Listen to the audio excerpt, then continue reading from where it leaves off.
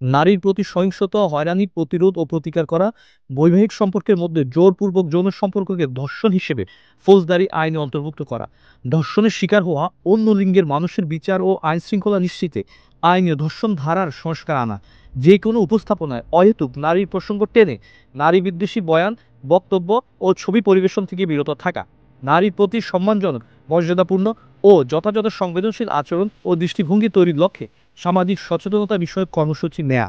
পাশাপাশি নারীর মৃত্যুদণ্ড বিলুপ্ত করা, আন্তর্জাতিক চুক্তির সঙ্গে সামঞ্জস্য রেখে নারীর প্রতি সকল প্রকার বৈষম্য বিলোপ সনদের দুটি ধারার উপর সংরক্ষণ প্রত্যাহার, আন্তর্জাতিক শ্রম সংস্থার 189 ও 90 অনুচ্ছেদ অনুস্বাক্ষর করার সুপারিশ করছে নারী বিষয়ক কমিশন।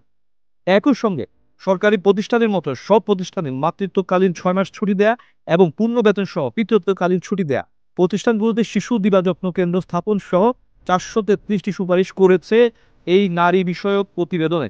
তার বিপরীতে হেফাজতুল ইসলাম কি বক্তব্য দিচ্ছে কমিশনের? নারীকে বেশ্যায় পরিণত করে সেই অধিকারে আমরা বিশ্বাসী না। নারী এবং পুরুষের পায়ের জুতা স্যান্ডেলও সমান হয় না। এই নারীদেরকে তাদের দাবি সহ এদের সকলকে ডাস্টবিনে নিক্ষেপ করা হোক।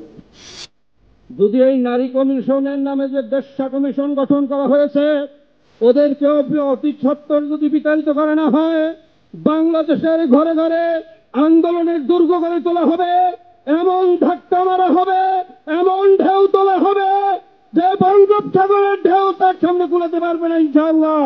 বেশ্যাদেরকে ক্রমে মর্যাদা দিতে চাইছে, এইটা তাদের একটা অধিকার তারা চাইছে, কারণ তারা অবৈধ সন্তান হিসাবে বর্তমানে বাংলাদেশে বসবাস করছে।